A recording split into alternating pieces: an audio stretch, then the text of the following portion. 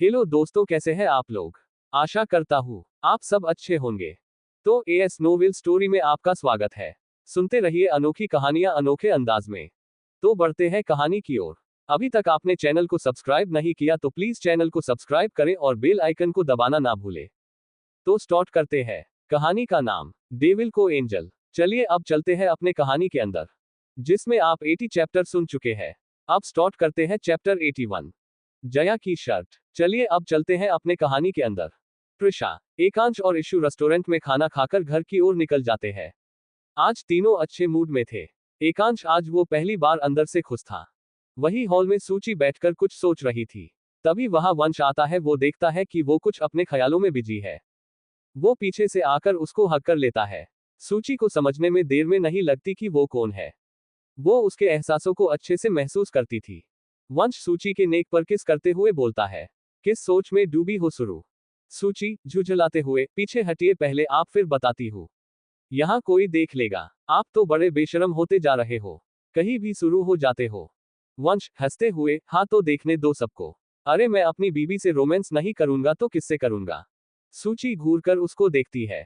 वंश इरिटेट होकर, अच्छा बाबा, मैं हटता हूँ, अब बताओ कि क्या सोच रही थी। ये कहकर वो सोफे पर जाकर बैठ जाता है। सूची भी उसके सामने बैठ जाती है। सूची कुछ सोचते हुए, वंश आपको पता है मैं इतनी सालों से प्रिशा को देख रही हूँ, लेकिन मैंने उसके आंखों में किसी के लिए ऐसे इमोशन नहीं देखे। मुझे लगता है कि वो एकांश भाई को पसंद करती है।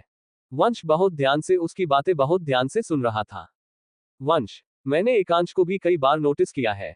मैं ये जानता भी हूँ कि वो प्रिशा को बहुत पसंद करता है। सूची चौंकते हुए, क्या, आपको कैसे मालूम। वंश हंसते हुए, ऐसे ही, मैं उसका दोस्त नहीं हूँ। वो आज तक कैसा भी खराब सिचुएशन हो यहाँ इतने दिन तक नहीं टिका। उसे फैमिली के साथ रहना पसंद नहीं। वो बहुत अकेला है, इसीलिए वो अकेले बंगलों में रहता है। और शुरू तुम ही सोचो कि वो कितने दिनों से यहाँ पर रुक गया है। ऊपर से वो घर पर जाता है तो यहाँ होकर ही जाता है।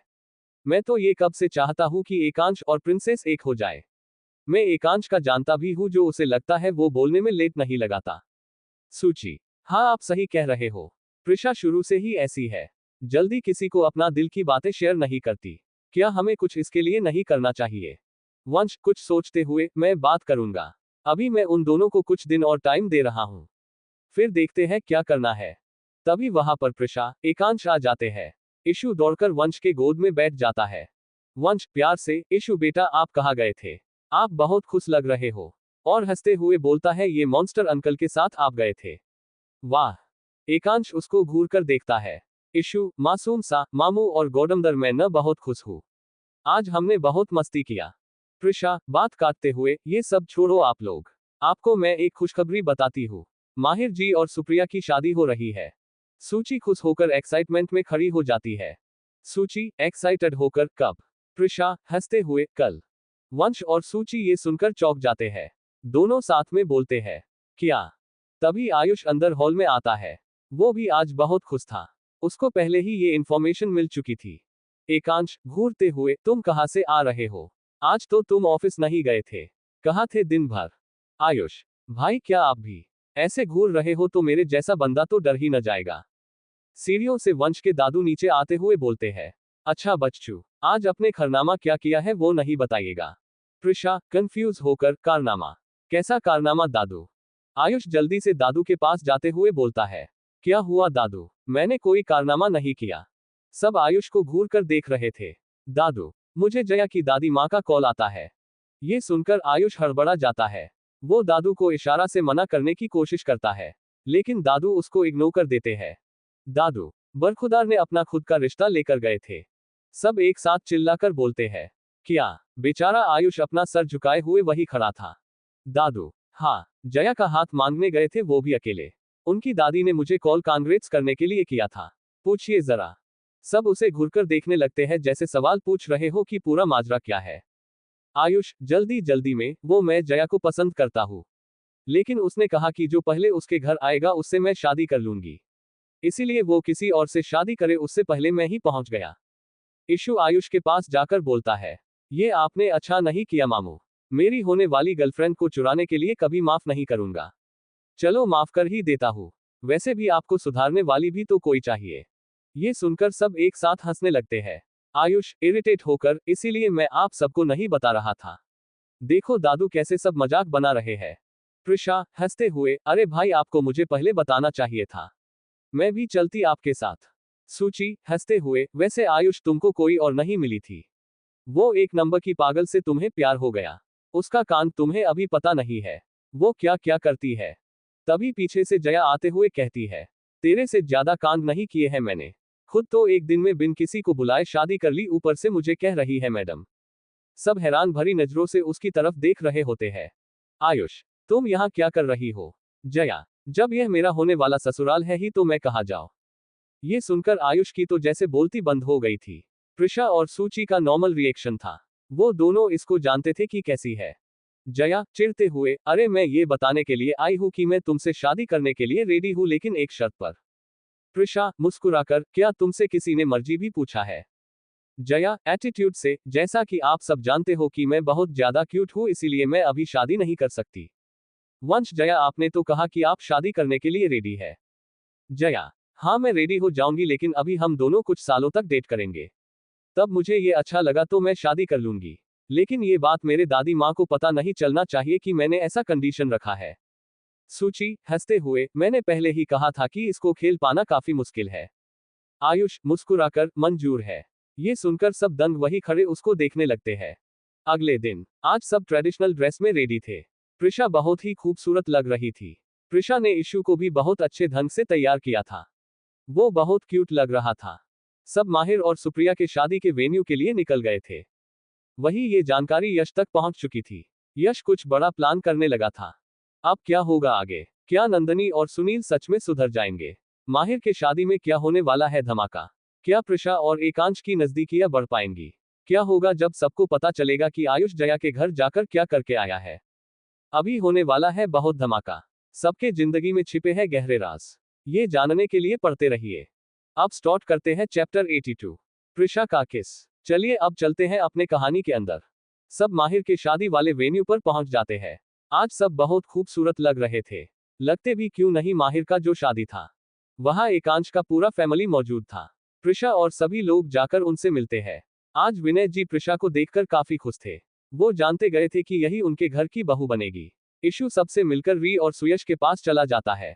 जया को रहा नहीं जाता क्योंकि अभी तक सुप्रिया नीचे नहीं आई थी। वो जाकर जूस के काउंटर से जूस पीने लगती है। तभी उसके पास आयुष आकर बैठ जाता है। जया चिढ़ते हुए, तुम यहाँ क्या कर रहे हो? मुझे शांति से जूस भी मत पीने दो। आयुष मुस्कुराकर, अब मैं अपनी गर्लफ्रेंड के पास नहीं जाऊंगा तो किसके पास जाऊंगा? जया जूस पीते पीते रुक जाती है और बोलती है, गर्लफ्रेंड। आयुष मुस्कुराकर, हाँ गर्लफ्रेंड, तुमने ही तो कहा था कि हम डेट कर रहे हैं। जया कुछ खुराफाती सोचते हुए, अच्छा तो क्या तुम्हें लगता है कि तुम एक अच्छा बॉयफ्रेंड बन पाओगे? सोच लो। आयुष एटीट्यूड से, बिल्कुल, मुझे खुद पर भरोसा है और वैसे भी इतने दिनों में मैं तुम्हें अच्छे से जान चुका हूँ। जया मुस्कुराकर, तो कल शॉपिंग और खाने पीने चले। आयुष मन में, अचानक इतना आसानी से तैयार हो गई, कुछ तो गड़बड़ है। जया क्या सोच रहे हो? इतने में ही तुमने हार मान लिया, अभी तो तुम्हें मुझे अच्छे से झेलना बाकी है। आयुष मुस्कुराकर, आयुष एकांश का भाई है, कभी हार नहीं मानता, हम जरूर चलेंगे। वही दूसरी तरफ सुप्रिया माहिर के कमरे में चली जाती है। माहिर तो उसको देखकर शॉक था। सुप्रिया मुस्कुराकर उसके पास जाकर उसका कुर्ता सही करने लगती है। माहिर को भी उस पर बहुत प्यार आ रहा था, दोनों बिल्कुल परफेक्ट कपल लग रहे थे। सुप्रिया प्यार से, क्या आपके मॉम डैड आ रहे हैं? माहिर शांत होकर, उन्हें अब्रॉड से आने में लेट हो जाएगी, वो हमसे बाद में आकर मिल लेंगे। इतनी जल्दी सब फिक्स होने पर उनको सब मैनेज करने में प्रॉब्लम हो गई। अभी हम नीचे चले, सब वेट कर रहे होंगे हमारा। सुप्रिया हंसते हुए, हाँ चलते हैं, वरना वो हमें छोड़ेंगे नहीं। दोनों एक दूसरे के हाथों में हाथ डालते हैं और सीढ़ियों से नीचे आने लगते हैं। सब उन्हें देखकर काफी खुश थे। सबसे ज्यादा आज प्रिशा और सुयश खुश लग रहे थे। सुयश अपनी बहन को शादी के जोड़े में देखकर थोड़ा इमोशनल हो जाता है। तभी प्रिशा उसके पास जाकर कहती है, सुयश तुम चिंता मत करो, वो बहुत ही अच्छे फैमिली में जा रही है। सुयश इमोशनल होकर, मुझे उसका टेंशन नहीं है प्रिशु, मैं जानता हूं कि माहिर कितना अच्छा लड़का है, तभी वो सुप्रिया का सच जानने के बाद भी उससे शादी कर रहा है। ये तो खुशी के आंसू है, वो ये सब डिजर्व करती है। बचपन से माँ पापा के गुजर जाने के बाद मैंने उसे बड़ा किया, मैं ये देखकर खुश हूं कि वो खुश है। मॉम डैड भी कहीं भी होंगे तो वो खुश होंगे। बात बात करते प्रिशा की नजर अंदर आ रही रोशनी प्रकाश पर जाती है। प्रिशा को बहुत ज्यादा गुस्सा आता है। उसको समझ नहीं आता कि ये फिर क्यों आई है और इसे किसने बुलाया है। रोशनी आकर सीधे एकांश के फैमिली के पास जाती है और सबसे मिलती है। लेकिन जैसे ही वो विनय जी का पैर छूने को करती है, विनय जी पीछे हट जाते हैं और वहां से चले जाते हैं। ये एकांश के अलावा किसी को कुछ समझ नहीं आता। विशिका जी आगे आते हुए कहती है, बेटा तुम टेंशन मत लो, वो एकांश का दादू का आज थोड़ा मूड सही नहीं है। रोशनी जबरदस्ती का मुस्कुराकर बोलती है, कोई बात नहीं दादी माँ, मैं जानती हूँ कि दादू मुझे कितना प्यार करते हैं। अब बड़े हमसे नाराज नहीं होंगे तो और कौन होगा।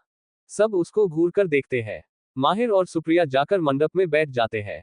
शादी शुरू हो जाती है। वही एकांश को रोशनी को देखकर काफी गुस्सा आ रहा था।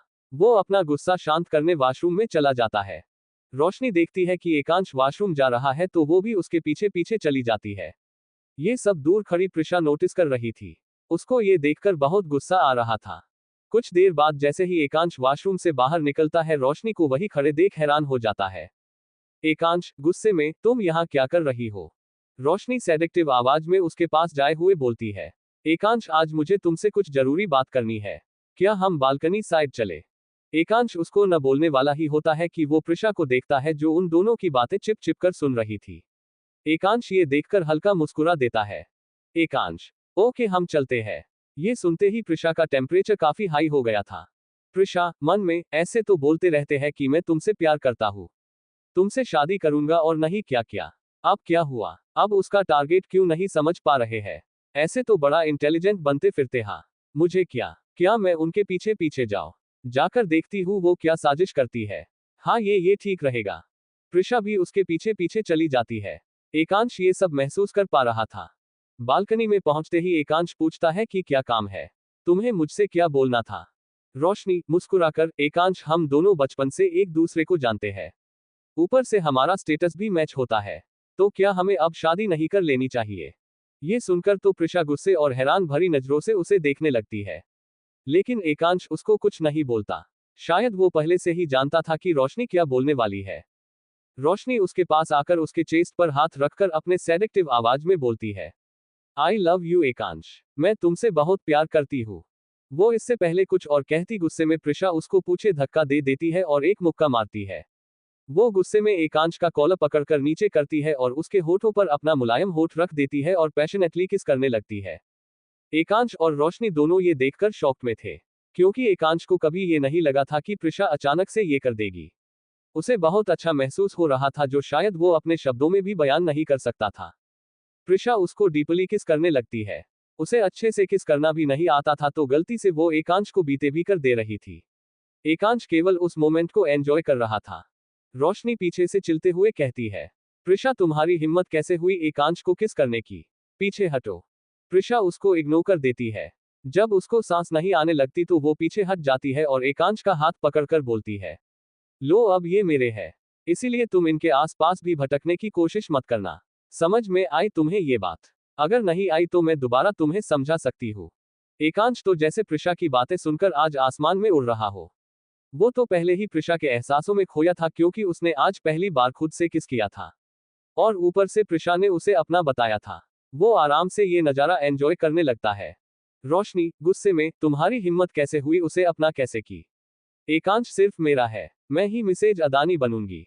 प्रिशा हंसते हुए, सपना अच्छा देख लेती हो तुम उस यश के साथ पहले से ही लिविंग रिलेशनशिप में रह रही हो, ऊपर से यहाँ आकर एकांश को फंसाने की कोशिश कर रही हो।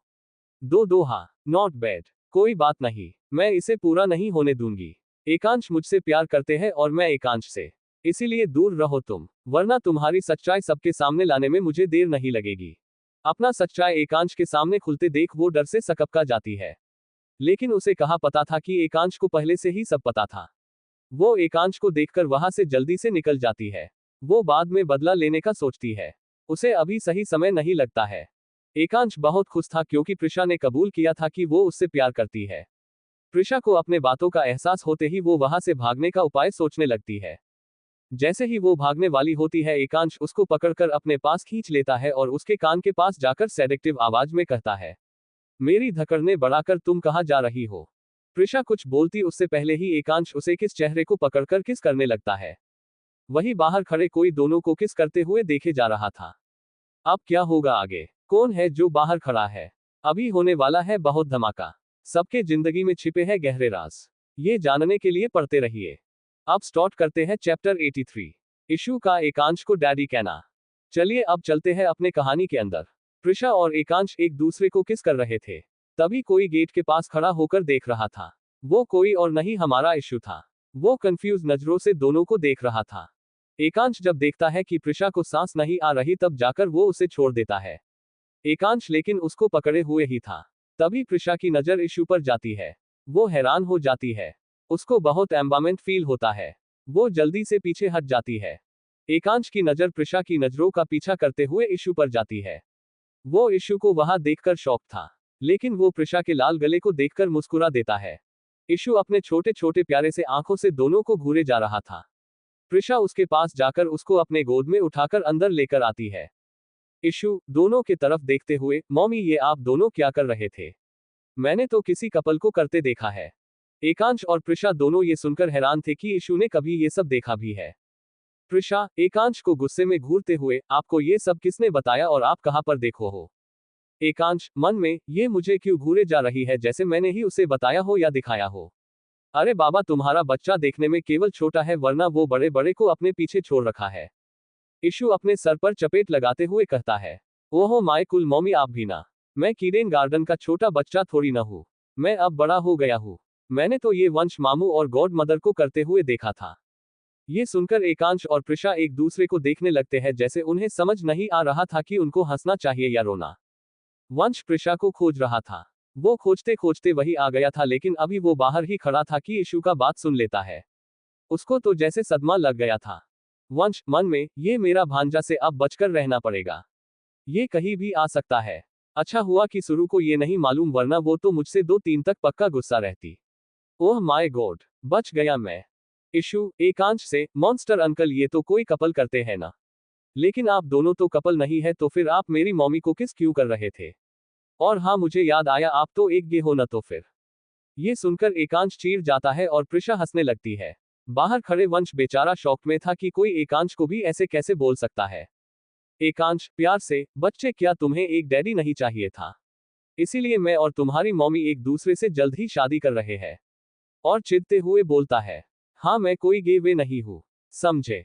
इशू को तो विश्वास नहीं होता कि उसकी मॉमी भी शादी करने वाली है। इसीलिए वो अपना मासूम सा चेहरा बनाकर अपनी मॉमी को देखता है। प्रिशा प्यार से उसके चेहरे पर हाथ रखते हुए बोलती है। हाँ बेटा हम दोनों जल्द ही शादी करेंगे। आपको आपके डैडी भी मिल जाएंगे। क्या आपको ये डैडी पसंद नहीं है?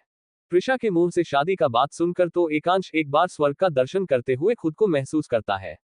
वो बहुत खुश था, लेकिन वो इशू को ध्यान से देखे जा रहा था जैसे वो उसका जवाब का वेट कर रहा हो। प्रिशा जानबूझकर, इशू बेबी आपको ये डैडी पसंद नहीं तो कोई बात नहीं, हम चेंज कर लेंगे। वैसे भी आपके डैड बनने के लिए लाइन लगी पड़ी है। ये सुनकर एकांश उसको घूर कर देखता है और सीरियस होकर बोलता है। वो लाइन मैं कैंसल करा दूंगा। तुम्हारे लिए केवल मैं हूं और कोई नहीं। और तुम केवल मेरी हो। ये सुनकर इशू हंसते हुए प्रिशा के गोद से एकांश के पास जाकर कुछ इशारा करता है जैसे कह रहा हो कि वो उसको गोद में उठाए। एकांश उस छोटे से बच्चे को ऐसे करते देख थोड़ा शांत हो जाता है। वो उसको गोद में उठा लेता है। इशू प्यार से, uncle I am sorry daddy आप क्यों जलकुकरे बने हुए हो? मेरी मॉमी जो एक बार डिसीजन ले लेती है उससे कभी पीछे नहीं हटती। वैसे अभी आप में थोड़ी कमियां हैं लेकिन मैं एडजस्ट कर लूंगा। डैडी वर्ड सुनकर एकांश को बहुत सुकून मिलता है। वो बाकी बातों को इग्नोर करके उससे दोबारा कहता है। अभी अभी क्या कहा तुम्हें? इशू कंफ्यूज होकर, वैसे आप में थोड़ी कमियां हैं लेकिन मैं एडजस्ट कर लूंगा। एकांश नहीं नहीं सबसे पहले। इशू प्यार से, डैडी। एकांश खुश होते हुए, फिर से कहो। इशू डैडी डैडी क्या मैंने कुछ गलत कह दिया? वंश और प्रिशा ये सब देखकर काफी खुश थे। वंश एकांश को बचपन से देखा था कि वो इतना भरा पूरा फैमिली होने के बावजूद भी वो कितना अकेला था। वंश अंदर आते हुए बोलता है। हाँ तो क्या विचार है प्रिंसेस? कब शादी करनी है आप दोनों को? प्रिशा हैरान होकर, भाई आप यहाँ क्यों आए थे, क्या कुछ काम है? वंश को अपना काम याद आ जाता है। वंश परेशान होकर, हाँ प्रिंसेस वो सुयश कन्यादान करने को तैयार नहीं है। उसने आपको कन्यादान करने को कहा है। उसका मानना है कि आपने सुप्रिया को उतना प्यार दिया जितना वो भी नहीं दे पाया। आपने उसका बहुत ख्याल भी रखा है, इसीलिए उसने आपको बुलाया है। और मुस्कुराते हुए कहता है, वैसे आप कहो तो मैं दादू से आप दोनों की शादी का भी बात कर लूं। एकांश मुस्कुराते हुए, वंश चल इसके बारे में बाद में बात करते हैं। शादी की मुहूर्त निकली जा रही है। सब वहां से निकल जाते हैं। चारों मंडप में आ जाते हैं। प्रिशा सुयश को चारों तरफ देखने की कोशिश करती है लेकिन वो कहीं नहीं दिखता। मुहूर्त निकला जा रहा था इसीलिए वो जाकर कन्यादान करने लगती है। सब वहां बहुत खुश थे। लेकिन कोई था जो बाहर आकर उदास बैठा था, वो कोई और नहीं सुयश था। सुयश वहां बैठकर अपनी गहरी सोच में था। तभी वहां आकर प्रियल बैठ जाती है। प्रियल, क्या सोच रहे हो? तुम्हें सुप्रिया की टेंशन लेने की कोई जरूरत नहीं है। माहिर भाई बहुत अच्छे हैं। सुयश की नजर प्रियल पर जाती है। तुम यहाँ क्या कर रही हो? क्या तुम्हें शादी एंजॉय नहीं करनी? और मैं कुछ नहीं सोच रहा। प्रियल मुस्कुराकर, तुम जहां मैं वहां। तुम बाहर बैठे थे तो मैं आ गई। सुयश उसकी बातों को इग्नोर कर बाहर देखने लगता है। प्रियल खुद को इग्नोर होता देख चिढ़ जाती है। प्रियल उसके करीब आकर उसके चेस्ट पर अपने उंगलियां फिराते हुए फ्लर्ट करने के अंदाज में बोलती है, हे हैंडसम, तुम मुझे कैसे इग्नोर कर सकते हो? तुम्हें पता भी है तुमको जब से देखा है तब से मेरा नींद खो रखा है। तुम तो मुझे पहली नजर में पसंद आ गए थे। सुयश का हार्टबीट उसके करीब आने से बहुत फास्ट हो जाता है, लेकिन वो उसके झटके से पीछे कर देता है। सुयश कुछ सोचते हुए बोलता है, लेकिन मैं किसी को पसंद नहीं करता। तुम मुझसे दूर रहो, वही तुम्हारे लिए अच्छा होगा। समझ में आई मेरी बात? ये प्रिशा सुन लेती है। वो सुयश को खोजते खोजते वहां आ गई थी। सुयश इतना बोलकर बाहर चला जाता है और प्रियल के आंखों में न जाने क्यों आंसू आ जाते हैं। अब क्या होगा आगे? क्या एकांश और प्रिशा की शादी हो जाएगी? अब क्या करेगी प्रियल? क्या सुयश प्रियल को सच में पसंद नहीं करता? अभी होने वाला है बहुत धमाका। सबके जिंदगी में छिपे हैं गहरे राज। ये जानने के लिए पढ़ते रहिए। कुछ तो गड़बड़ है। प्रिशा सुयश के बिहेवियर से शॉक्ड हो गई थी, क्योंकि आज तक सुयश वैसा इंसान में से नहीं था जो कभी भी किसी को हट कर सके। वो इस बात को शांत होकर भी समझा सकता था। प्रिशा को कुछ तो गड़बड़ लग रही थी। प्रियल के आंखों में आंसू थे। वो वहां से चली जाती है। कुछ देर में शादी पूरी तरह से हो जाती है। माहिर और सुप्रिया बहुत खुश थे, लेकिन सुप्रिया अंदर ही अंदर इमोशनल हो गई थी क्योंकि उसके अलावा उसका भाई का कोई नहीं था। दोनों आकर सबसे पहले दादाजी और दादी माँ का आशीर्वाद लेते हैं। फिर एकांश, वंश और आयुष आकर माहिर के गले लगते हैं। और प्रिशा, जया और सूची आकर सुप्रिया के गले लग जाती है। सुप्रिया इधर उधर सुयश को ढूंढने की कोशिश करती है। कुछ देर बाद सुयश नॉर्मल बिहेव करते हुए अंदर आता है। सुप्रिया उसके पास जाकर हाय करते हुए बोलती है, भाई आप अपना ख्याल रखना। आप एक अच्छी सी लड़की ढूंढ कर क्यों नहीं शादी कर लेते? वो आपका अच्छे से ख्याल भी रखेगी। ये सुनकर सुयश प्रियल के तरफ देखता है। प्रियल उसके तरफ ध्यान भी नहीं देती। सुयश से मिलकर सुप्रिया इशू को एक किस करके माहिर के साथ उसके या फिर बोले तो अपने घर चली जाती है। एकांश अपने बंगलों में चला जाता है, वही बाकी सब मित्तल हाउस में चले जाते हैं। आयुष जया को छोड़ने उसके घर साथ में जाता है। कार में जया खुश होते हुए, ओए सीईओ के चमचे, मुझे आइसक्रीम खानी है, रोको ना।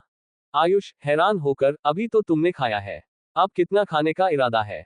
जया मुस्कुराकर, ठीक है तो मत रोको। मैं समझ गई कि तुम एक अच्छे बॉयफ्रेंड नहीं बन सकते। मैं तो सोच रही थी कल चलेंगे कहीं साथ में, लेकिन मैंने तो गलत सोच लिया। ये सुनकर आयुष की आंखें चमक जाती हैं। आयुष खुश होकर, ओके ओके, रोकता हूँ, लेकिन तुम अपनी बातों को मत भूलना। आयुष कार रोक देता है। तभी जया निकलकर बिना आयुष का वेट किए आइसक्रीम लेने चली जाती है। ये देखकर आयुष बेचारा चीर जाता है। कुछ देर में जया 2 आइसक्रीम लेकर आती है। आयुष बहुत खुश होता है कि वो इसके बारे में भी कितना सोचती है, लेकिन ये खुशी उसके पास ज्यादा देर तक टिक नहीं सका। जया आकर कार की बोनट पर बैठ जाती है और आराम से आइसक्रीम खाने लगती है। आयुष चिढ़ते हुए, क्या तुमने ये आइसक्रीम अपने लिए लाया है? जया खाते खाते रुक जाती है और बोलती है, ओह सॉरी, मैं तो तुम्हारे लिए लाना भूल ही गई। जाओ तुम खुद से लेकर आ जाओ, साथ मिलकर खाएंगे। आयुष को ये सुनकर बहुत गुस्सा आता है, लेकिन जया को क्यूट बच्चों जैसा खाते देख वो थोड़ा शांत हो जाता है। आयुष जाने की वाला होता है कि जया बोलती है, अरे मेरे लिए भी एक और ले लेना। आयुष बेचारा क्या करता। कुछ देर में वो भी लेकर आता है और कार के बोनट पर उसके बगल में बैठ जाता है। दोनों खुले आसमान को निहारते हुए आइसक्रीम खाने लगते हैं। आज आयुष बहुत खुश था। उसको न जाने क्यों ऐसे बहुत सुकून मिल रहा था। जया भी रह रहकर आयुष को देखे जा रही थी। जया मन में, इतना बुरा भी नहीं है ये, चलो कोई बात नहीं, झेल लूंगी। दोनों आइसक्रीम खत्म करके आसमान में चमकते तारों को निहारने लगते हैं। जया कंफ्यूज होकर, क्या देख रहे हो तुम? आयुष मुस्कुराकर, बचपन में सब मुझसे कहा करते थे कि तुम्हारे मॉम डैड तारे बन गए हैं। तब से मैं जब भी खुश या अकेला होता हूँ आसमान में देखकर उनसे बातें कर लेता हूँ। बचपन से मुझे कभी उदास होना का मौका किसी ने नहीं दिया। मेरे पास अभी भी बहुत अच्छा परिवार है, लेकिन कभी कभी मॉम डैड को मैं मिस करता हूँ। जया को ये सुनकर उसके अकेलापन का एहसास होता है। जया शांत होकर उसके कंधे पर हाथ रखती है और बोलती है, मैं हूं ना, तो तुम्हें टेंशन लेने की कोई जरूरत नहीं है। ये सुनकर आयुष मुस्कुरा देता है। उसको बहुत सुकून मिलता है। आयुष की बातें सुनते सुनते जया कब उसके कंधे पर सो जाती है उसको पता ही नहीं चलता।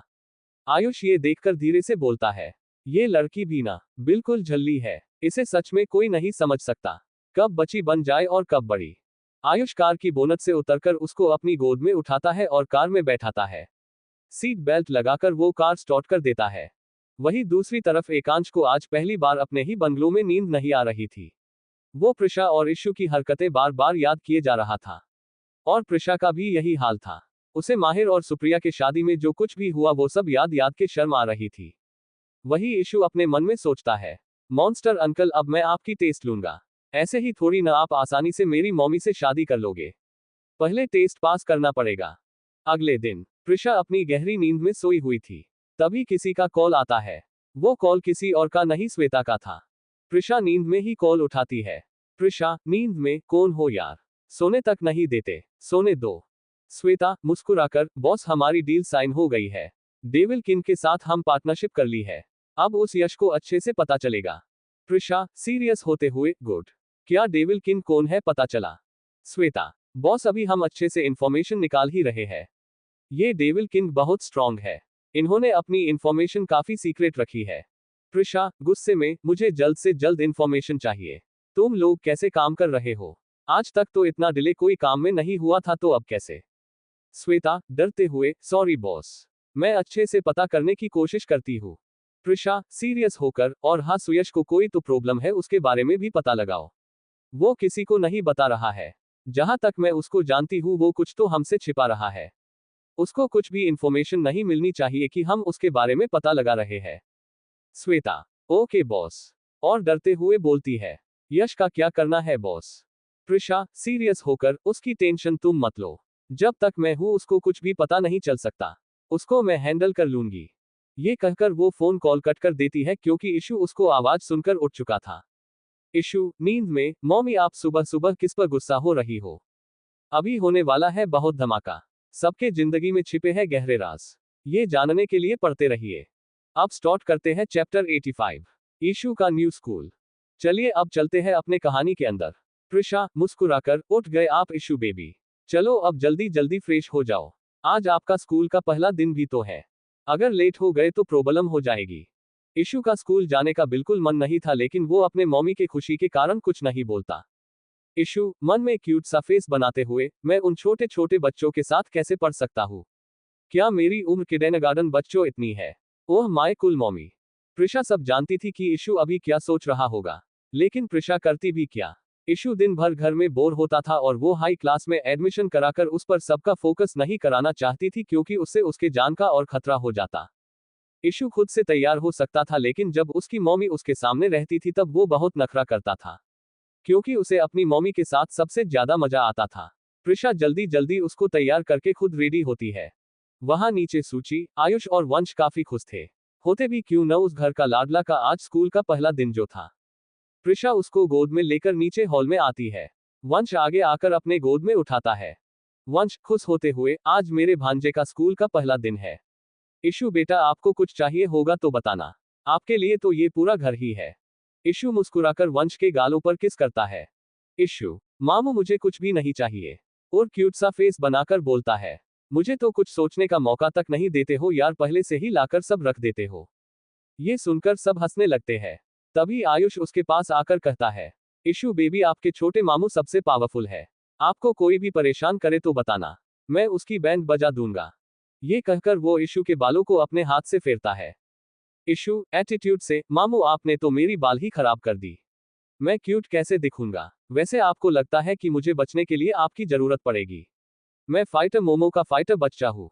आप पहले मेरी बेबी डॉल को संभालो वरना मैं मूड बदल गया न तो वो मेरी ही गर्लफ्रेंड बनेगी। ये सुनकर सब शॉक्ड में थे। सूची आकर उसको उसके गालों पर किस करती है, जिससे इशू के गाल लाल हो जाते हैं। सब ये देखकर हंसने लगते हैं। तभी बाहर से दौड़ते दौड़ते जया आती है। वो हाफ रही थी और शायद नींद में भी थी। सब उसे देखकर हैरान खड़े थे। जया हाफते हुए, थैंक गॉड कि इशू बेबी अभी तक नहीं गया। आयुष कंफ्यूज होकर, तुम सुबह सुबह यहाँ क्या कर रही हो? सूची हंसते हुए, आयुष तुम उससे ये मत पूछो। उससे पूछो कि वो सुबह सुबह उठ कैसे गई। जया चिढ़ते हुए, चुप कर जाओ तुम लोग। एक तो मैं अपना प्यारा नींद छोड़कर यहाँ इशू के लिए आई हूँ। मेरा क्यूट सा चेहरा पर डार्क सर्कल भी आ गए हैं। आयुष मन में, सच में मेरा भांजा को इसी ने सिखाया है। ये सब क्यूट चेहरा, माय गॉड। उन लोग को इग्नोर करते हुए इशू के पास जाकर बोलती है, क्यूटी पाई आज आपका स्कूल का पहला दिन है न, इसीलिए मैं आपके लिए बहुत सारा चॉकलेट्स लाई हूँ। जया इशू को बहुत सारा चॉकलेट्स दे देती है। प्रिशा बार बार बाहर देख रही थी। शायद वो किसी को खोज रही थी। यही हाल इशू का भी था। इशू मन में, मॉन्स्टर अंकल को तो मेरा डैडी बनना था ना। क्या उन्हें मुझे इम्प्रेस करने की कोशिश नहीं करनी चाहिए? माना कि वो हैंडसम है लेकिन मुझसे ज्यादा नहीं। प्रिशा ठीक है मैं इशू को ड्रॉप कर देती हूँ, क्योंकि मैंने उससे वायदा किया था कि मैं उसके साथ जाऊंगी ही। आयुष उसके साथ आने को कहता है लेकिन प्रिशा उसे मना कर देती है। प्रिशा इशू को लेकर बाहर आ जाती है। तभी वंश किसी को कॉल करके इशू के सिक्योरिटी बढ़ाने को कह देता है। प्रिशा जैसे ही बाहर आती है एक बड़ी सी रॉयल ब्लैक कार उन दोनों के लिए लगी थी। प्रिशा ये देखकर शॉक्ड हो जाती है। बाहर कार से टिककर कोई आदमी खड़ा था। वो कोई और नहीं एकांश ही था। इशू एकांश को देखकर अंदर ही अंदर बहुत खुश होता है, लेकिन उसे दिखाता नहीं है। प्रिशा जानबूझकर, आप सुबह सुबह यहाँ क्या कर रहे हो? एकांश एटीट्यूड से, मैं अपनी गर्लफ्रेंड व होने वाली बीबी और बेटे को लेने आया हूँ। ये सुनकर प्रिशा शॉक थी। एकांश इशू को गोद में लेकर कार में पीछे बैठा देता है। प्रिशा मन में, ये तो बड़े फास्ट निकले। इन्हें मैंने हाँ क्या कर दी, ये तो बुलेट ट्रेन से भी फास्ट निकले। एकांश मुस्कुराकर, अब बैठना है या फिर मैं तुम्हें इशू जैसा गोद में लेकर बैठाऊं? ये सुनकर प्रिशा जल्दी से कार में बैठ जाती है। एकांश जाकर कार में बैठ जाता है और ड्राइवर को क्या स्टार्ट करने को बोलता है। वही मित्तल हाउस में सूची वंश के पास आकर बोलती है, वंश आप प्रिशा के साथ क्यों नहीं गए इशू को स्कूल छोड़ने? वंश मुस्कुराकर, उसको एकांश लेने आने वाला था और हाँ शाम को डिनर की तैयारी करो। मैंने पूरे फैमिली को इनवाइट किया है। आज हम प्रिंसेस और एकांश की शादी की बात दादू से करेंगे। वही एयरपोर्ट पर सुयश शांति से वहां बैठा था और किसी फोटो को निहारे जा रहा था और बोलता है, मैं जा रहा हूं सबको छोड़कर। शायद मैं सबसे दोबारा मिल भी पाऊं या नहीं। तुम सबके साथ खुश रहना। वो पिक किसी और की नहीं प्रियल की थी। सुयश थोड़ा इमोशनल हो गया था। उसको सारे चीज याद आ रही थी। सुयश खुद से, प्रिशु मैं जानता हूं कि तुम प्रियल और सुप्रिया को संभाल लेगी। सब खुश रहना। मैं तुम सबको परेशान नहीं करना चाहता था इसीलिए बिन बताए जा रहा हूँ। वही एकांश और प्रिशा इशू के साथ स्कूल पहुंच जाते हैं। रास्ते भर प्रिशा ने कुछ भी नहीं कहा था। हमेशा की तरह दोनों इशू की बातों को सुनते सुनते पहुंच गए थे। इशू कार से उतरकर अपनी मम्मी को किस करता है। इशू एकांश के पास जाकर उसको नीचे बैठने को कहता है। एकांश को कुछ समझ ही नहीं आ रहा था। एकांश उसको कहे नौसर नीचे बैठता है तभी इशू उसकी गले पर किस करके दोनों को बाय बोलकर अंदर चला जाता है। एकांश तो उसकी ये हरकत से शौक में था। इशू बाकी बच्चों की तरह नहीं था जो स्कूल आने से डरते हो। ये देखकर प्रिशा के चेहरे पर एक प्यारी सी स्माइल आ जाती है। एकांश कुछ बोलता उससे पहले उसके फोन पर किसी का कॉल आता है। वो कॉल देखकर समझ जाता है कि किसके बारे में है। वो प्रिशा को कार में बैठने बोल वहां से दूर जाकर कॉल उठाता है। उधर से आवाज आता है, बॉस आपका शक सही था। सुयश ये देश छोड़कर जा रहा है। अब हम क्या करें? बाकी उसके बारे में सारा डिटेल मैंने आपको मेल कर दी है। एकांश सीरियस होकर, उसका प्लेन कैंसिल करो और उसको अपने अड्डे पर लेकर आओ। अगर कोई प्लान कैंसिल नहीं करता तो डेविल किंग का नाम लेना। वो इति खाकर कॉल कट कर देता है। वो कुछ सोचकर कार में जाकर बैठ जाता है। अब क्या होगा आगे? सुयश सबसे क्या छिपा रहा है? क्या करेगा एकांश सुयश के साथ? क्या होगा जब सच्चाई प्रिशा को पता चलेगी? अभी होने वाला है बहुत धमाका। सबके जिंदगी में छिपे हैं गहरे राज। ये जानने के लिए पढ़ते रहिए। अब स्टार्ट करते हैं चैप्टर 86, कार में रोमांस। चलिए अब चलते हैं अपने कहानी के अंदर। एकांश फोन पर बात करके रख देता है। वो ड्राइवर को कब का भेज चुका था। भेजता भी क्यों नहीं, आज उसको प्रिशा के साथ टाइम जो स्पेंड करना था। वो कार में आकर जैसे ही बैठने को करता है वहां प्रिशा बैठी होती है। प्रिशा एटीट्यूड से, कार मैं चलाऊंगी आप जाकर अपने सीट पर बैठ जाओ। एकांश कंफ्यूज होकर, अब तो मैं ठीक हो गया हूँ। प्रिशा उसकी बातों को इग्नोर करते हुए बोलती है, आप बैठ रहे हो या फिर मैं कार चला लूं? प्रिशा के ये कहने से एकांश को पुरानी यादें ताजा हो जाती है। वो मुस्कुराकर अपने सीट पर जाकर बैठ जाता है। फिर प्रिशा कार स्टार्ट कर देती है। एकांश के तो मजे ही मजे थे। वो बस प्रिशा को ही घूरे जा रहा था। प्रिशा सीधा देखते हुए चिढ़कर, आप कब से इतनी लापरवाह हो गए? आप तो रूल्स के बहुत स्ट्रिक्ट हो। तो सीट बेल्ट कौन लगाएगा? ऐसा नहीं था कि एकांश को याद नहीं था सीट बेल्ट लगाना। वो जानबूझकर नहीं लगा रखा था। एकांश उसकी बातों को इग्नोर कर देता है। प्रिशा से अब रहा नहीं जाता। वो थोड़ा झुककर उसको सीट बेल्ट लगाने लगती है। एकांश को तो समझो इसी का वेट था। प्रिशा का हाथ अच्छे से पहुंच नहीं पा रहा था। वो सीट बेल्ट लगाने के चक्कर में वो उसकी बहुत करीब आ गई थी। एकांश उसके कमर को पकड़कर अपना सीट्स पीछे कर लेता है। प्रिशा ये देखकर शॉक्ड हो जाती है। प्रिशा लड़खड़ाते हुए, ये क्या कर रहे हो आप? प्रिशा को एकांश का सारा प्लान समझ आ जाता है। एकांश उसके बातों को इग्नोर कर उसके मुलायम गुलाबी होठों पर अपना होठ रख देता है। वो उसको बहुत प्यार से किस कर रहा था, जैसे वो उसकी कीमती चीज हो जिसे एक खरोच भी नहीं आना चाहिए। प्रिशा को बहुत अजीब फील हो रहा था, क्योंकि वो स्कूल के बाहर ही खड़े थे, जहां से कई लोग गुजर रहे थे, लेकिन उन्हें कोई बाहर देख नहीं पा रहा था। एकांश 10 मिनट तक यूं ही किस करते रहता है। प्रिशा बहुत देर से पीछे हटने की कोशिश कर रही थी, लेकिन वो उसको हिलने तक नहीं देता। वो बीच बीच में उसको सांस लेने का समय देकर फिर से किस करने लगता है। आज एकांश का प्रिशा को छोड़ने का बिल्कुल मूड नहीं था। अब प्रिशा को गुस्सा आने लगा था। वो गुस्से में एक मुक्का जड़ देती है। एकांश के फेस पर कोई एक्सप्रेशन नहीं था। उसके होठों के किनारे से ब्लड आ रहे थे, लेकिन फिर भी वो उसको किस करना नहीं छोड़ता। ब्लड देखकर प्रिशा को होश आता है कि उसने गुस्से में क्या कर दिया। उसको बहुत बुरा लगता है। कुछ देर बाद एकांश किस करते करते अपनी पकड़ ढीली कर देता है। प्रिशा जल्दी से पीछे हट जाती है। एकांश ये देखकर हल्का मुस्कुरा देता है, लेकिन ये प्रिशा देख नहीं पाती। प्रिशा जल्दी से कार में से फर्स्ट एड निकालकर उसका ब्लड पोंछने की कोशिश करती है, लेकिन एकांश तो एकांश था। वो अच्छे से जानता था कि प्रिशा को हैंडल कैसे करना है। प्रिशा इरिटेट होकर, एकांश मुझे लगाने दीजिए, देखिए खून निकल रहा है। सॉरी, वो मैंने गुस्से में एक मुक्का मार दिया, लेकिन मेरे पास कोई ऑप्शन ही नहीं था। एकांश उसको बिना कोई एक्सप्रेशन के घूर कर देखता है, उसके बाद वो उसको इग्नोर करके कार से बाहर देखने लगता है। प्रिशा खुद को इग्नोर होते हुए देख चीर जाती है। ये एकांश अच्छे से महसूस कर पा रहा था। वो कार से बाहर देखते हुए मुस्कुराता है। प्रिशा गुस्से में उसके ऊपर जाकर बैठ जाती है और जबरदस्ती उसका फेस अपने तरफ करती है। एकांश जानबूझकर, ये क्या कर रही हो तुम? ड्राइव इन करने पर फोकस करो, हमें घर जल्द ही पहुंचना है, या फिर मैं ड्राइव इन करूं? प्रिशा गुस्से में, बिल्कुल चुप, शांत से बैठ जाओ आप। एकांश शांत से बैठकर उसको प्यार से देखने लगता है। प्रिशा उसके इतने नजदीक थी कि वो खुद पर बहुत कंट्रोल करने की कोशिश कर रहा था। प्रिशा ब्लड साफ करते करते इमोशनल होते हुए, आप कुछ रिएक्ट क्यों नहीं करते? क्या आपको दर्द नहीं होता? क्या आप सच में मुझसे इतना प्यार करते हो? एकांश मुस्कुराकर, अगर मेरी जान चाहिए तो बोलो, वो भी देने को तैयार दूं। लेकिन इस दुनिया में मेरे लिए सबसे खूबसूरत लड़की तुम हो, जिसके साथ मैं पूरी जिंदगी बिता सकता हूँ। इसीलिए जिसे एकांश अदानी पसंद कर ले, उसके बाद वो केवल मेरी हो रहती है।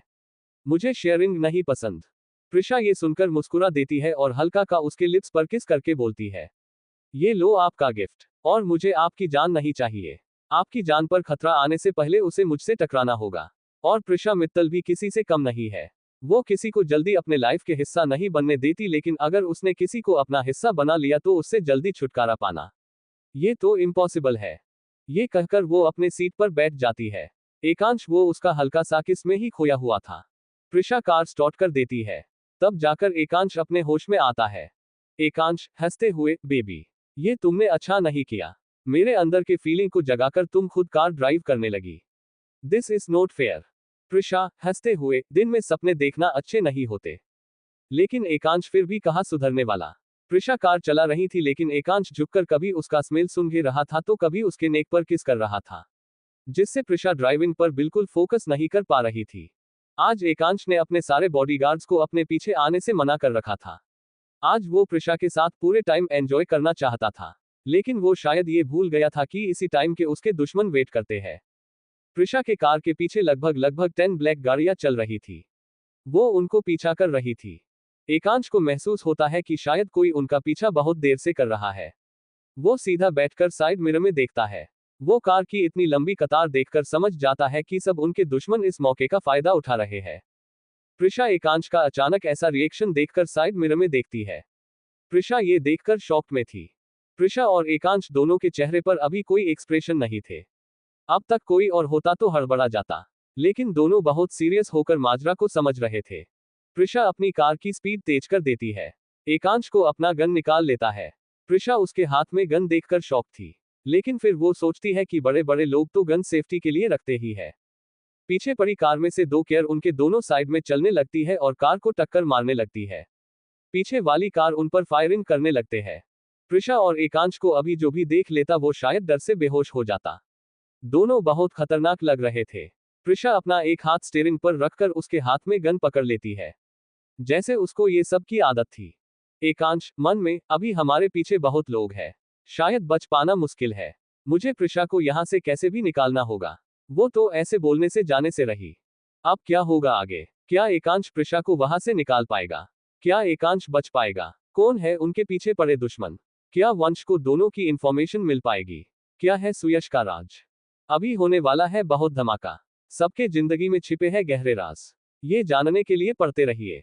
Please like. अब स्टार्ट करते हैं चैप्टर 87, सुयश का सच। चलिए अब चलते हैं अपने कहानी के अंदर।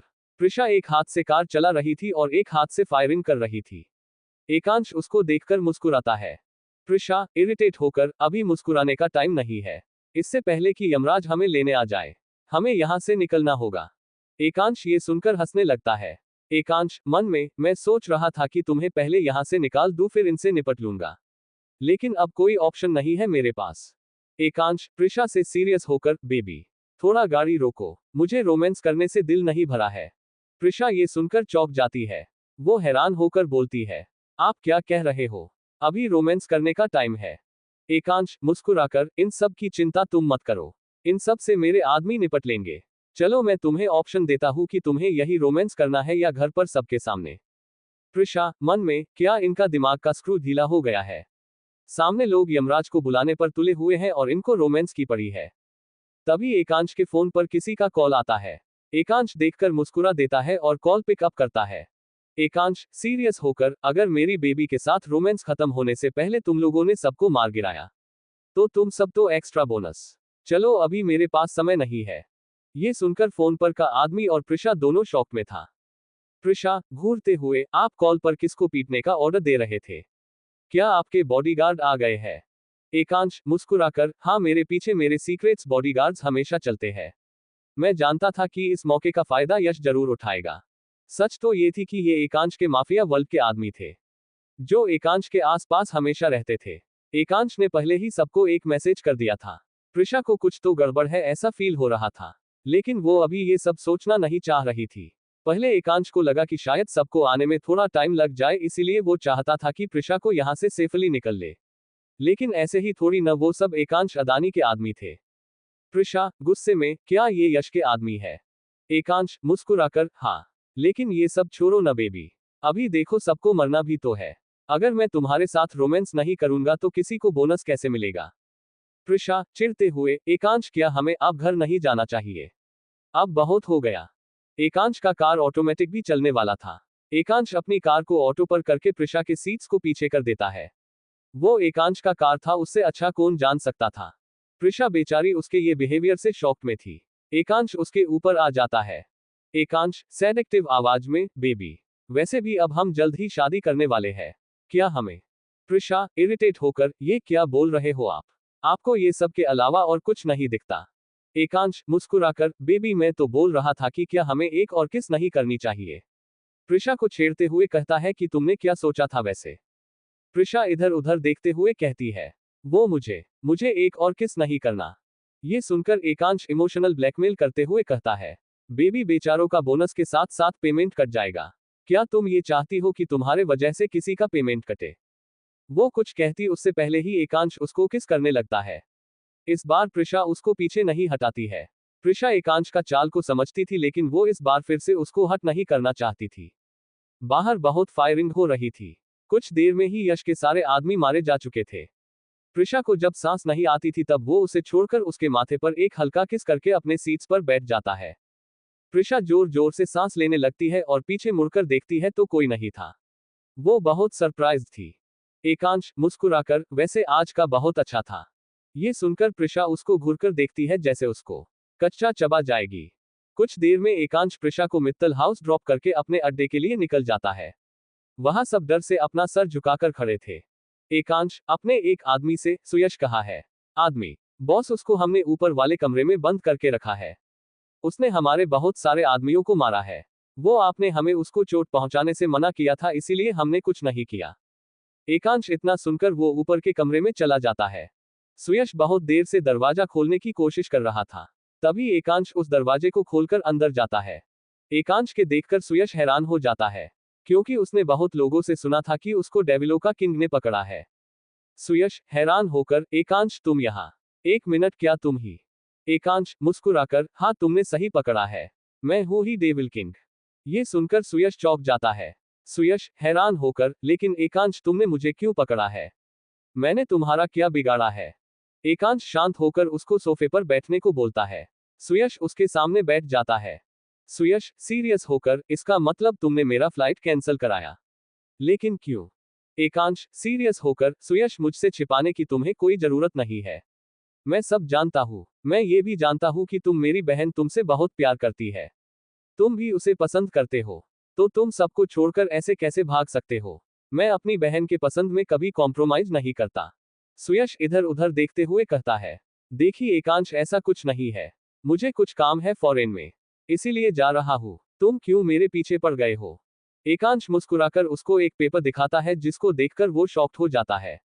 अब क्या होगा आगे? क्या है आप सच जिसे सुयश छिपाने की कोशिश कर रहा है? क्या एकांश का सच सबके सामने आ जाएगा? अभी होने वाला है बहुत धमाका। सबके जिंदगी में छिपे हैं गहरे राज। ये जानने के लिए पढ़ते रहिए।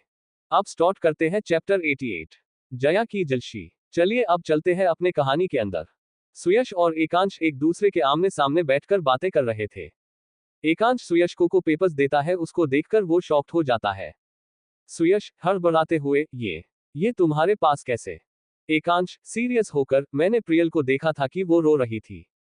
तभी से मुझे तुम पर शक हो गया था कि तुम कुछ छिपा रहे हो। क्योंकि इतना दिन में मैं तुम्हें समझ गया हूं कि तुम ऐसे ही बिना मतलब का किसी को हर्ट नहीं कर सकते। इसीलिए मैंने पता लगाया तो पता चला कि तुम्हें कैंसर है, जिससे तुम भाग रहे हो। सुयश ये सब सुनकर शॉक था। सुयश उदास होकर, देखो एकांश, ये सब तुम अपने तक ही रखो। मैं नहीं चाहता कि ये सब प्रिशा और सुप्रिया को पता चले। और सर झुकाकर इमोशनल होते हुए बोलता है, और प्लीज हो सके तो प्रियल को भी मत बताना। एकांश बिना कोई एक्सप्रेशन के, सुयश तुम किससे भाग रहे हो? अपनों से या खुद से? तुम्हें अपनों के लिए इससे लड़ना होगा। तुम इसका टेंशन मत लो, मैंने सारी व्यवस्था कर दी है। तुम्हें कहीं जाने की जरूरत नहीं है। मैंने बेस्ट डॉक्टर को बुला लिया है जो तुम्हारा इलाज करेंगे। सुयश ये सब सुनकर इमोशनल हो जाता है।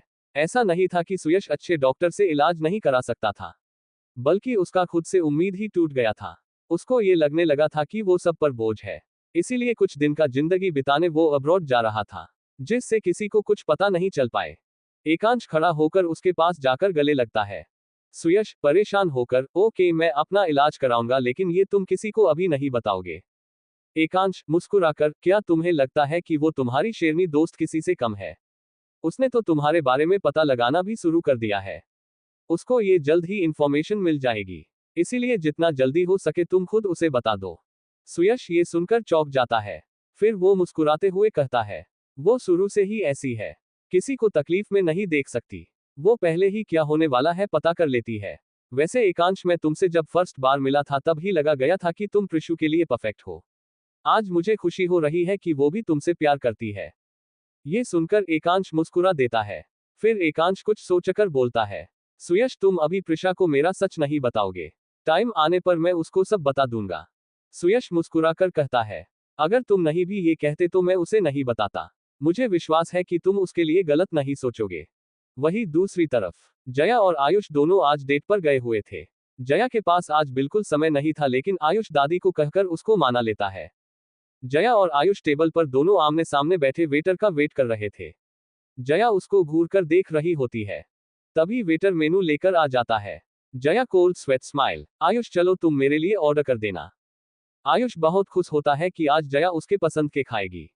ये कभी कभी ही होता था। ये देखना कोई हैरान करने से कम नहीं था। आयुष बहुत कुछ ऑर्डर करता है लेकिन जया को वो सब पसंद नहीं आ रहा था। वो सारे चीज को मना कर देती है। अंत में जाकर उसे कुछ खाना पसंद आता है। जया क्यूट सा फेस बनाकर, चलो इसका मतलब तुम्हें ये पसंद है, चलो मांगा लो, आज मैं तुम्हारे पसंद का खाऊंगी। बेचारा आयुष अजीब सा फेस बनाकर अपने मन में सोचती है, क्या सच में ये मेरा पसंद है? ओह गॉड, मैं इसे कैसे भूल जाता हूँ। कुछ देर में खाना आ जाता है। जया को खाने को देखकर उसके आंखों में चमक आ जाती है। वो बहुत खुश लग रही थी। ये देखकर आयुष भी मुस्कुरा देता है। जया खाने को देखते हुए, चलो खाना शुरू करो, आज मैं सब तुम्हारे अकॉर्डिंग करने का जो सोची हूँ। आयुष उसको घूर कर देखता है। सब खाना शुरू करते उससे पहले ही आयुष के पास एक सुंदर लड़की आकर बोलती है, हेलो मिस्टर आयुष, आप कैसे हो? आयुष अपनी कंफ्यूज नजरों से उसको देखता है। लड़की, ओह सॉरी, बहुत साल हो गए मिले हुए, तुम्हें कैसे याद होगा? आई एम सलोनी श्रीवास्तव, हम लोग हाई स्कूल में साथ पढ़ते थे, मैं तुम्हारी हाई स्कूल की क्रश। ये सुनकर आयुष डर से जया की तरफ देखता है जो उन दोनों को बिना देखे खाना खाए जा रही थी। उसे अभी ये सब से कोई फर्क नहीं पड़ रहा था, जिसे देखकर आयुष बिल्कुल चीड़ सा जाता है। आयुष मुस्कुराकर, हेलो सलोनी, तुमसे दोबारा मिलकर अच्छा लगा, तुम तो अब पहचान में ही नहीं आ रही हो, पहले से भी ज्यादा खूबसूरत हो गई हो, इसीलिए शायद मैंने नहीं पहचाना। चलो बैठो, साथ में खाना खाते हैं। ये सुनकर जया अपना सर ऊपर करके दोनों को देखती है। जया को बहुत गुस्सा आ रहा था क्योंकि आयुष उसका तारीफ कर रहा था, लेकिन वो ऐसा दिखाने की कोशिश कर रही थी जैसे उसको कोई फर्क ही नहीं पड़ता। सलोनी भी जया को देखती है, लेकिन फिर वो इग्नोर मारकर बैठ जाती है। सलोनी मुस्कुराकर, मैंने देखा है तुम और तुम्हारे भाई सब इंडिया का मोस्ट हैंडसम बैचलर में आते हो, तुम काफी हॉट एंड हैंडसम हो गए हो। आयुष को ये सुनकर पसीना आ जाता है, क्योंकि वो जया की गुस्से भरी नजर को अच्छे से महसूस कर पा रहा था। फिर भी वो ये सब जानबूझकर कर रहा था। सलोनी मुस्कुराकर उसके हाथों पर अपना हाथ रखते हुए बोलती है, आयुष मैं भी तुमसे हाई स्कूल से ही पसंद करती थी, लेकिन ये कभी मैं तुम्हें बता नहीं पाई। मुझे अब्रॉड जाने के बाद एहसास हुआ कि तुम मेरे लिए कितना इंपॉर्टेंट हो। ये सुनकर अब जया से रहा नहीं जाती है। वो अपना हाथ टिश्यू पेपर में पोंछकर खड़ी होती है और जाकर आयुष के गोद में बैठ जाती है। ये देखकर आयुष बिल्कुल शॉक्ड हो जाता है। वो चारों तरफ नजर घुमाकर देखता है, सब उन्हें ही देख रहे थे। आयुष को थोड़ा ऑकवर्ड फील हो रहा था। सलोनी ये देखकर अपना हाथ पीछे कर लेती है और गुस्से में बोलती है, तुम तो बड़ी बदतमीज हो, तुम यहाँ से हटो। जया मुस्कुराकर, ओह तो तुम करो तो रासलीला और मैं करूँ तो कैरेक्टर ढीला, चलो छोड़ो मैं अपना बदतमीजी का हद बताती हूँ। ये कहकर वो सलोनी को इग्नोर कर देती है और आयुष को किस करने लगती है। आयुष बस अपना आंखें फाड़े उसको देखे जा रहा था। सब उन्हें ही घूर रहे थे। जया को अंदर से बहुत जलन हो रही थी। वो तब तक किस करती है जब तक उसका गुस्सा थोड़ा शांत नहीं होता। कुछ देर बाद वो आयुष को छोड़ देती है और खड़ी हो जाती है। सलोनी गुस्से में उसके पास आकर अपना हाथ उस पर उठाते हुए कहती है, बदतमीज लड़की, तुम खुद को समझती क्या है? मेरे आयुष को किस करने की तुम्हारी हिम्मत कैसे हुई? मैं तुम्हें छोड़ूंगी नहीं। आयुष गुस्से में आगे आकर उसका हाथ रोक लेता है। आयुष गुस्से में, मिस सलोनी, मैंने तुमसे अच्छे से बात क्या कर दी? तुम तो अपनी लिमिट क्रॉस कर रही हो। सलोनी थोड़ा शांत होकर, आयुष तुमने देखा नहीं, ये लड़की न जाने तुम्हारे साथ आकर कैसे बैठी थी, इसे तो खाने का भी ढंग नहीं है। तुम बहुत मासूम हो, ये सब लड़कियां को तुम नहीं जानते। जया इरिटेट होकर, क्या तुम्हें मैं क्यूट नहीं दिख रही हूँ? तुम खुद को छिपकली जैसी दिखती हो और मुझे कह रही हो, और हाँ ये मेरा बॉयफ्रेंड है, अगर अगली बार से इसके आसपास भी भटकी न तो मैं तुम्हारा हाथ पैर तोड़कर हॉस्पिटल तक पहुंचा दूंगी। ये सुनकर सलोनी का गुस्सा बढ़ जाता है लेकिन फिर उसको कुछ याद आता है। सलोनी कंफ्यूज होकर, क्या सच में आयुष तुम्हारा बॉयफ्रेंड है? ये कैसे हो सकता है? जया हंसते हुए, क्या तुम्हें फिर से मुझे प्रूफ देने की जरूरत है? सलोनी दोनों को घूरती है। उसे सब समझ आ जाता है। वो अपना पैर पटक कर वहां से चली जाती है। जया भी गुस्से में वहां से निकल जाती है। आयुष बेचारा उसके पीछे पीछे जाता है, क्योंकि आज उसका बैंड जो बजने वाला था, वही मित्तल हाउस में आज सूची डिनर की तैयारी अच्छे से कर रही थी। अब क्या होगा आगे? क्या आयुष जया का गुस्सा को शांत कर पाएगा? क्या होगा मित्तल हाउस में सबका डिसीजन? क्या प्रिशा को एकांश और सुयश की सच्चाई पता चलेगी? अभी होने वाला है बहुत धमाका। सबके जिंदगी में छिपे हैं गहरे राज, ये जानने के लिए पढ़ते रहिए। अब स्टार्ट करते हैं चैप्टर 89, एकांश और प्रिशा का एंगेजमेंट फिक्स। चलिए अब चलते हैं अपने कहानी के अंदर। जया जाकर कैब का वेट करने लगती है। आयुष उसके पीछे पीछे आता है। आयुष प्यार से, जया। हमारी कार में चले, मैंने कार लाई है, तुम कैब का वेट क्यों कर रही हो? जया उसको इग्नोर मार वहीं पर कैब का इंतजार करती है। आयुष को खुद को इग्नोर करने से बहुत गुस्सा आ रहा था। आयुष चिढ़ते हुए, जया हम लोग घर चले, ये मैं तुमसे आखिरी बार कह रहा हूँ वरना मैं तुम्हें यही सबके सामने उठाकर ले जाऊंगा। जया को ये बात उसका बेतुका लग रहा था इसीलिए वो कुछ नहीं बोलती।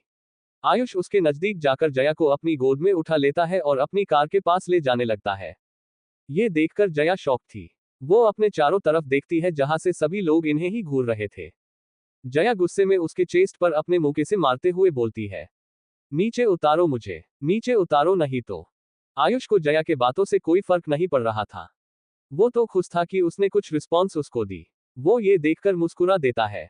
जया चिढ़ते हुए, मुझे तुमसे बात नहीं करना, तुम मुझे नीचे उतारो। आयुष सीरियस होकर, मैंने क्या किया? तुम मुझसे क्यों नाराज हो? जया गुस्से में, क्या किया? ये पूछो क्या नहीं किया? अगर तुम मेरे जैसे क्यूट लड़की के साथ यहाँ आए थे तो उस छिपकली को बिठाने की क्या जरूरत थी? तुम जाओ उस छिपकली के पास, बहुत वो तुम्हें ब्यूटीफुल लग रही थी ना। मेरा तो आज तक तुमने तारीफ नहीं किया, वैसे भी वो तुम्हारी क्रश है। आयुष मुस्कुराकर, ओह तुम्हें जलन हो रही है। जया इधर उधर देखकर बोलती है, नहीं ऐसा नहीं है, वो तो मेरी क्यूटनेस को नजर लगा रही थी इसीलिए मुझे गुस्सा आ गया। उससे बातें करते करते आयुष अपनी कार तक पहुंच गया था। वो जया को कार के अंदर बैठाता है और उसकी गालों को छूकर बोलता है, जया इस दुनिया में अगर कोई लड़की मेरे लिए सबसे ज्यादा इंपॉर्टेंट है तो वो तुम हो। तुम मुझसे नाराज होती हो तो मुझे फर्क पड़ता है, और हंसते हुए बोलता है, अगर किसी दूसरी लड़की को मेरे करीब आने से तुम्हें जलन होती है तो वो भी मुझे अच्छा लगता है। जया तो बस उसकी बातों में ही खो गई थी। तभी जया के पास सुप्रिया का कॉल आता है।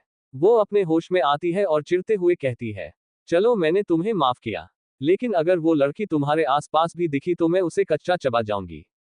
ये सुनकर आयुष हंसने लगता है और जाकर कार ड्राइव करने लगता है। जया सुप्रिया का कॉल उठाती है। इससे पहले सुप्रिया कुछ बोलती इधर से जया बोल पड़ती है, क्यों मेरी जान, तुमने आज इस गरीब से बेचारी सी लेकिन क्यूट लड़की को कैसे याद कर लिया? ये सुनकर तो आयुष शॉक में था, लेकिन वो इतना दिन जया के साथ रहकर समझ गया था कि वो कैसी है, इसीलिए मुस्कुरा देता है। सुप्रिया चिढ़ते हुए, तेरा नाटक हो गया हो तो मैं कुछ बोलूं? जया हंसते हुए, अरे मैं कोई नाटक नहीं कर रही, मैं तो यही सोच रही हूं कि मेरी जान अपनी जान को छोड़कर मेरे लिए कैसे टाइम निकाल ली। सुप्रिया चिढ़ते हुए, ये अपनी बकवास बंद कर, मैं तुझे ये बताने के लिए कॉल की हूं कि आजा मित्तल हाउस, आज कुछ जरूरी बात करनी है, वहीं मैं तुझसे मिलती हूं फिर बताती हूं तुझे। जया कुछ बोलती उससे पहले ही सुप्रिया कॉल काट चुकी थी। जया कंफ्यूज होकर, इसने तो मुझे सस्पेंस में ही छोड़ दिया। जया आयुष को मित्तल हाउस ले जाने को कह देती है। कुछ देर में सब वहां पहुंच जाते हैं। सब हॉल में बैठे एकांश के वेट कर रहे थे। कुछ देर में एकांश सुयश के साथ वहां आ जाता है। वहां पर सारी फैमिली बैठी हुई थी। एकांश कंफ्यूज होकर, आज सब यहाँ, कोई बात है क्या? वंश खड़ा होकर उसके पास जाता है और उसको पकड़कर प्रिशा के बगल में बैठा देता है। प्रिशा अपना नजर उठाकर सबको देखती है। प्रिशा को थोड़ा शर्म आ रही थी। तभी विनय जी वंश के दादू से पूछते हैं, तूने आज सबको क्या बात करने के लिए बुलाया है? वंश के दादू मुस्कुराकर, वो मैं चाहता हूं कि हमें अपनी दोस्ती को रिश्तेदारी में बदलने का समय आ गया है। ये सुनकर सब उनके तरफ देखने लगते हैं। वंश मुस्कुराकर, हाँ दादू, दादाजी सही कह रहे हैं, मैं चाहता हूं कि प्रिशा और एकांश की शादी जल्द से जल्द कर दिया जाए, क्योंकि दोनों एक दूसरे से बहुत प्यार करते हैं। ये सुनकर सब चौंक कर प्रिशा और एकांश को देखते हैं। विनय जी खुश होते हुए, ये तो बहुत अच्छी बात है, ये तो मैं कब से चाहता था। विशाखा जी प्रिशा से प्यार से, बेटा क्या ये सच है? प्रिशा शर्माते हुए, हाँ दादी माँ। ये सुनकर सब बहुत खुश होते हैं। प्रीति जी जाकर प्रिशा के गले लगती है। विनय जी खुश होकर, ठीक है तो कल हम एंगेजमेंट पार्टी रख देते हैं, फिर शादी का डेट फिक्स कर लेंगे। ये सुनकर सब बहुत खुश होते हैं, लेकिन सुयश प्रियल को ही देखे जा रहा था जो उसको कब से इग्नोर कर रही थी। प्रियल वहां से रूम में चली जाती है। सुयश उसका खामोशी के कारण को अच्छे से समझ सकता था, लेकिन वो कुछ कर नहीं सकता था।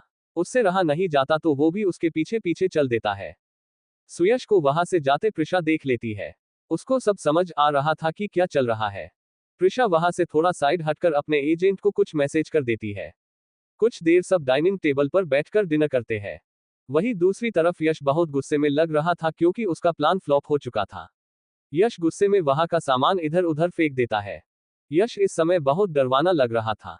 तभी उसके पास आकर एक आदमी धीरे से कहता है, बॉस हमें इंफॉर्मेशन मिली है कि कल एकांश और प्रिशा का एंगेजमेंट है। यश गुस्से में, पहले तो मैंने अपना भाई खो दिया। वो सेवियर गर्ल की हेड मेरे हाथ आते आते चली गई जो मेरी भाई की कातिल है। ऊपर से ये एकांश, इसे तो मैं नहीं छोड़ने वाला। कल मैं वो करूंगा जो उसने कभी सोचा नहीं होगा। वो आदमी डर से वहां से निकल जाता है। अब क्या होगा आगे? क्या करेगा यश? क्या सुयश की सच्चाई सबको पता चल जाएगी? अभी होने वाला है बहुत धमाका। सबके जिंदगी में छिपे हैं गहरे राज। ये जानने के लिए सुनते रहिए। अब स्टार्ट करते हैं चैप्टर 90, एंगेजमेंट पार्टी। अब चलते हैं अपने कहानी के अंदर। सब डिनर करके अपने अपने घर चले जाते हैं। प्रियल भी कुछ देर के बाद कमरे से निकलकर सबके साथ चली जाती है। सुयश की हिम्मत नहीं होती कि अभी वो उससे कुछ बोल सके।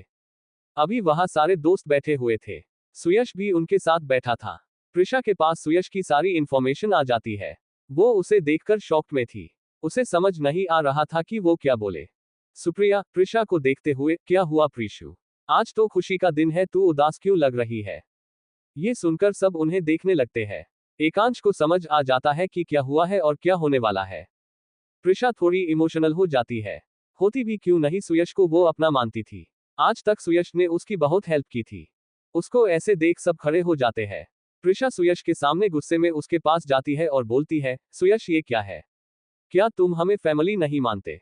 इतना बड़ा चीज हो गया और तुमने हमें बताना जरूरी तक नहीं समझा। सब कंफ्यूज होकर उसे देख रहे थे। सुयश को समझ ही नहीं आ रहा था कि वो क्या बोले। वो अपना सर झुका लेता है। वंश कंफ्यूज होकर, क्या हुआ प्रिंसेस? आप ऐसा क्यों बोल रहे हो? प्रिशा सुयश को घूरते हुए सीधे बोल देती है, भाई सुयश को कैंसर है। ये सुनकर सब वहां शॉक में खड़े थे। वहां से कोई हिलता भी नहीं है। सुप्रिया के आंखों से आंसू चलने लगती है। माहिर आगे आते हुए, ये क्या बोल रही हो आप प्रिशा जी? प्रिशा सीरियस होकर, हाँ ये सच है जो आप सबने सुना। सुयश हम सबको बिन बताए फॉरेन जा रहा था। अच्छा हुआ कि इसका फ्लाइट कैंसिल हो गया, वरना। सूची इमोशनल होकर, सुयश तुम ऐसा कैसे कर सकते हो? हम सब इस बीमारी से साथ में लड़ेंगे। हम सब एक फैमिली है। सबकी बातें सुयश और एकांश सुने जा रहे थे। सुयश अपना सर झुकाकर, सॉरी वो मैं सबको परेशान नहीं करना चाहता था। इतना सुनकर ही सब एक साथ आकर गले लग जाते हैं।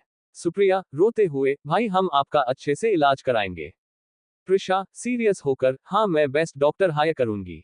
तुम्हें तो हमारे लिए ठीक होना होगा, और किसी और के लिए भी। ये सुनकर सब कंफ्यूज होकर उसे देखने लगते हैं। प्रिशा मुस्कुराकर, अरे सब ऐसे क्या देख रहे हो? हमारा दोस्त भी प्यार में है भाई। सुयश बात काटते हुए बोलता है, अरे तुम सबको कुछ करने की जरूरत नहीं है। सारा इंतजाम एकांश ने कर दिया है। अब हमें कल का तैयारी करना चाहिए। प्रिशा हैरान होकर एकांश को देखने लगती है। एकांश समझ गया था कि वो उसको बताया नहीं, इसीलिए नाराज होगी। कुछ देर बाद सब एक दूसरे से मिलकर अपने अपने घर चले जाते हैं। वंश और सूची अपने रूम में चले जाते हैं। प्रिशा भी अपने रूम में जा रही थी कि पीछे से एकांश उसे पकड़ लेता है। प्रिशा उसको घूरकर देखती है। एकांश मुस्कुराकर, बेबी ऐसे रहोगी तो मैं खुद पर कंट्रोल नहीं कर पाऊंगा, क्योंकि तुम ऐसे मुझे और सेड्यूस कर रही हो। प्रिशा चिढ़ते हुए, आप अभी भी यही सूझ रहा है? आप मुझसे इतनी बड़ी बात कैसे छिपा सकते हो? एकांश उसको अपने करीब खींचते हुए बोलता है, बेबी मुझे भी आज ही मालूम चला है, इसीलिए मैंने सारा इंतजाम पहले ही कर दिया। वैसे ये सब छोड़ो, अब मैं जा रहा हूं तो एक जाने का गिफ्ट दे दो। अगर नहीं दिया तो मैं यहां से हिलने वाला भी नहीं। वो इतना कहकर अपने लिप्स की तरफ इशारा करता है। ये देखकर प्रिशा का गाल शर्म से लाल हो जाता है। प्रिशा चिढ़ते हुए, दिन पर दिन आप कितने बेशरम होते जा रहे हो। क्या कोई कह सकता है कि द एकांश अदानी ऐसी हरकत कर सकता है? इतना कह प्रिशा उसके गालों पर एक किस कर वहां से दौड़कर अपने कमरे में चली जाती है। ये देखकर एकांश मुस्कुराकर वहां से चला जाता है। अगले दिन सब एंगेजमेंट पार्टी के लिए रेडी हो रहे थे। सुप्रिया को समझ ही नहीं आ रहा था कि वो क्या पहने। इससे पहले सुप्रिया कुछ सोचती, उसकी सासू माँ जो विदेश से कब का आ चुकी थी वो उसके लिए बहुत प्यारा सा ड्रेस लाकर वहां देती है। सुप्रिया ये देखकर बहुत इमोशनल हो जाती है, क्योंकि जिस दिन से शादी हुआ था उस दिन से ही उसके सास ससुर उसे मॉम डैड की तरह प्यार कर रहे थे, जबकि उनको सारा सच मालूम था। माहिर के डैड मॉम बहुत ही अच्छे और सपोर्टिव थे। सुप्रिया उनको एक गाल पर किस देकर खुश होकर तैयार होने चली जाती है। सब तैयार होकर वेन्यू के लिए निकल जाते हैं, लेकिन आयुष जया को उसके घर लेने जाता है। उसके डैड बाहर परेशान बैठे थे। आयुष उनके पास जल्दी से जाकर पूछता है, अंकल क्या हुआ, सब ठीक तो है ना? उमेश जी खुश होते हुए, थैंक गॉड कि तुम आ गए बेटा। अब तुम जाओ उसे संभालो, मैं तो चला। इतना कहकर वो वहां से निकल जाते हैं। आयुष कंफ्यूज होकर उसके कमरे में जाता है। वो वहां का नजारा देखकर शॉक था। उसका रूम किसी कचरे के ढेर से कम नहीं लग रहा था। पूरा कपड़ा निकालकर इधर से उधर फेंका हुआ था। उसके बीच में जया मायूस सी बैठी हुई थी। आयुष उसके पास जाकर वहां से कपड़े को साइड करके बैठ जाता है और पूछता है, क्या हुआ तुम्हें? अभी तक क्यों तैयार नहीं हुई हो? हमें लेट हो रही है। जया इरिटेट होकर, मैंने सारे कपड़े ट्राई कर लिया, मैं किसी में ज्यादा क्यूट नहीं लग रही हूँ। डैड ने तो हर कपड़े में मुझे सुंदर कहा, जैसे कि वो हमेशा कहते हैं। तो मैं क्या करूँ, मेरे पास तो कपड़े ही नहीं है। ये सुनते ही आयुष अपनी नजर चारों तरफ घुमाकर देखता है, जहां इतनी बड़े कमरे में कपड़े के अलावा कुछ भी नजर नहीं आ रहा था। आयुष मन में, लड़कियों का कुछ नहीं हो सकता, कोई हम जैसे बंदे से पूछ ले, जो पहन लिया वो सही। मैं तो ये सोच रहा हूँ कि ये क्या सच इतने सारे कपड़े को ट्राई की है। जया इरिटेट होकर, आयुष तुम अकेले ही चले जाओ, मेरा मूड वहां आने का अब नहीं है। आयुष मुस्कुराकर अपने साथ ले हुए एक गिफ्ट को उसको देते हुए कहता है, ये लो तुम्हारे लिए, ये मैं आज स्पेशली अपने कोट से मैचिंग ड्रेस तुम्हारे लिए लाया हूँ। लेकिन मुझे पता नहीं था कि यहाँ ये सब देखने को भी मिलेगा। कोई बात नहीं, अच्छा है, इसे पहन लो। जया ड्रेस निकालकर देखती है तो उसमें बहुत सुंदर गाउन होता है। वो खुशी से उछल पड़ती है। वो जल्दी जल्दी आयुष को हग करके वहां से तैयार होने चली जाती है। आयुष हैरान होकर, क्या सच में ये ऐसे खुश होती है? ये कहकर वो मुस्कुरा देता है। कुछ देर में जया तैयार होकर बाहर आती है। वो बहुत ही सुंदर लग रही थी। आयुष उसे देखकर खुद पर कंट्रोल नहीं कर पा रहा था। वो जैसे तैसे खुद को रोककर वहां से एंगेजमेंट पार्टी के लिए जया के साथ निकल जाता है। कुछ देर बाद सब वेन्यू पर पहुंच जाते हैं। वहां इंडिया के बड़े बड़े अमीर आदमी आए हुए थे। वंश और सूची सबका वेलकम करने में लगे हुए थे, बाकी लोग सारे मेहमानों से बात करने में। तभी उस पार्टी में यश और उनके पीछे पीछे नंदनी जी और सुनील जी भी आते हैं। सब उन्हें देखकर शॉक थे। लेकिन प्रिशा खुद तैयार होकर इशू को तैयार कर रही थी। अब क्या होगा आगे? क्या करेगी प्रिशा नंदनी जी के साथ? क्या यश को प्रिशा का सच्चाई पता चल जाएगा? अभी होने वाला है बहुत धमाका। सबके जिंदगी में छिपे हैं गहरे राज, ये जानने के लिए पढ़ते रहिए। तो दोस्तों आज के लिए बस इतना, मिलेंगे अगले वीडियो में। तो आपको ये कहानी कैसी लगी हमें कमेंट में जरूर बताएं। और वीडियो को लाइक, चैनल को सब्सक्राइब अवश्य करें। धन्यवाद। तब तक के लिए अपना और अपने परिवार का ध्यान रखिए। दोस्तों टेलीग्राम पर मेरा चैनल है AS novel Hindi story, please उसे फॉलो कर लीजिए और नए कहानी को सुनिए। जो कहानी आप सुनना चाहते हैं वह आप बता सकते हैं, आपके लिए कहानी लिखी जाएगी।